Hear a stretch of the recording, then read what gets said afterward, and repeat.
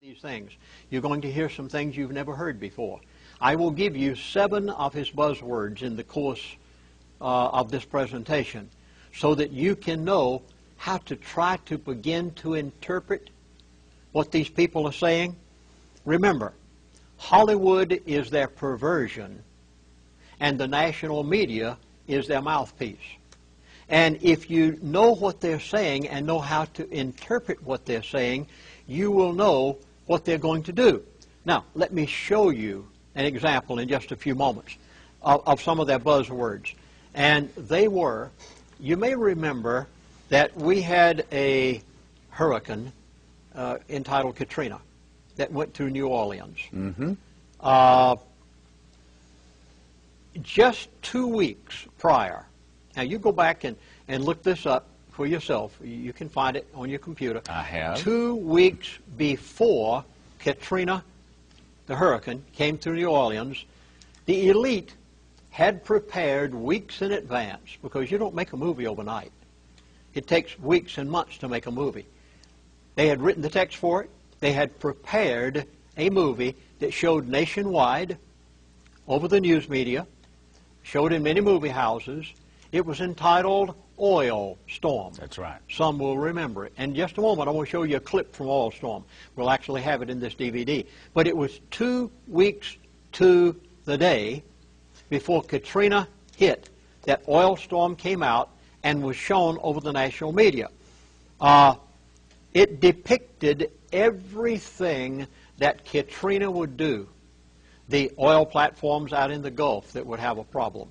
The oil shortage that would be created, how that the people would flee to this big Astrodome in New Orleans, how that people would be stranded and the city would be underwater and the dikes would break. I mean, everything was there.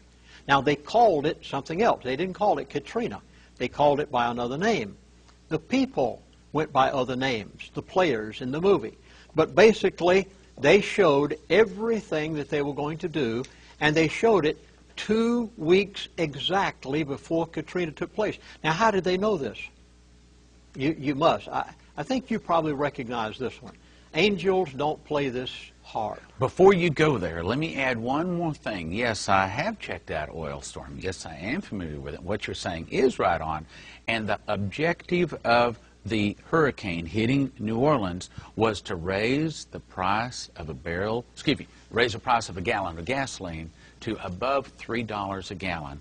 And of course, shortly after Katrina, just like they portrayed in the Oil Storm 4 months earlier, it happened. Gasoline went to over $3 a gallon. So step by step by step, they told us what was coming. And also, I've done some research in another area. There was another, I believe it was ABC series came out, and it was called The Lone Gunman. I've seen the clip. And these 2 pilots are in an airplane, and the airplane is flying along, and all of a sudden they realize they're off course. Somehow they've gone off course. They don't understand. So they grab a hold of all of the controls and the gadgets and start twisting and turning them, and nothing works. They can't control the airplane. Lo and behold, they start trying to figure out, where is the airplane going? We have no control over it. They realize that it's heading toward New York City. They see that it's lowering down. They don't understand what's going on. They're on the radio, but the radio is dead. They can't do anything about it. They look up. They can see that they're flying down low. They see where they're going, and then they see the Twin Towers. And this airplane is flying directly into the Twin Towers. They're pulling buttons, pulling switches, pulling fuses, cutting wires, everything they can, trying to get control. And then, of course, in the movie, at the last minute, it pulls up and just avoids hitting the World Trade Center. Step by step by step, 4 months later, guess what? An airplane flies into the World Trade Center. I believe it's another example, what you're talking about the world ruling elite, telling us, telegraphing their moves, letting us know in a gentlemanly way that a fight is on, letting us know what their plans are for the future. So yes, I can confirm what you're talking about. Oil Storm was their buzzwords. Katrina. Now, you must, if those in the viewing audience have never read Angels Don't Play This Storm. That's right. Angels don't play this harp. That's right. You've got to. Please, Yes. go to your local bookstore. Go to your library. Get a copy of it. It's a masterpiece telling about the harp program, whereby they can manipulate fronts, storms. I was a pilot for 30 years. So I understand the movement of the weather patterns. We call them fronts. And they can control where these go. They may not be able to form a hurricane, but they can take that hurricane after it's formed, and they can move it where they want it to go by using the HARP program of electromagnetics and other methods. And you must get the book, Angels Don't Play This Harp, and read it so that you can understand how they manipulated Katrina to go exactly where they had depicted through their buzzwords in Oil Storm that it would go, and it did everything they said it was going to do. Now, I'm only going to play in a few moments a clip from Oil Storm, just a short portion of it. I beg of you to go to your movie house, wherever that you rent a movie or so on, you want to watch it at home, and look at the rest of Oil Storm, because some of the things haven't taken place yet. There were some buzzwords in Oil Storm that yet have their fulfillment, and when I reviewed it the other night in order to make preparations for these DVDs, I realized that there are some more things there that you need to see that I believe they were giving buzzwords for the future in this Oil Storm movie that they made. You will never doubt it again. 2 weeks before, they told you everything that they were going to do. They showed you New Orleans and everything it would be. They told you, to the minute detail, what was going to happen. So here it is. I want you to watch this portion of Oil Storm, and then later on, I beg of you to go and get the movie for yourself and watch the latter part so that you'll know what they may be wanting to do in the future. For the past 100 years, oil has been the lifeblood of America.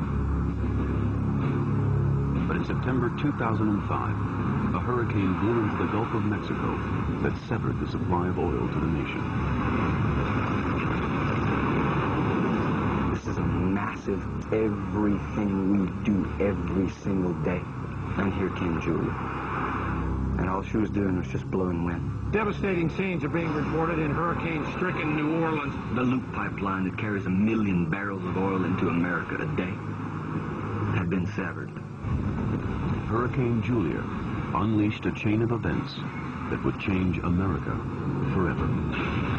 2 ships collided at the Houston Ship Channel, a major artery for America's oil industry. Long lines of gas stations and panic at the pumps. The price of gas is high and getting higher. People were in a sort of a panic mode. People were bringing plastic milk jugs in, filling them up with gas. It was chaotic, and I didn't understand how people became so desperate and treated each other with such a disrespect.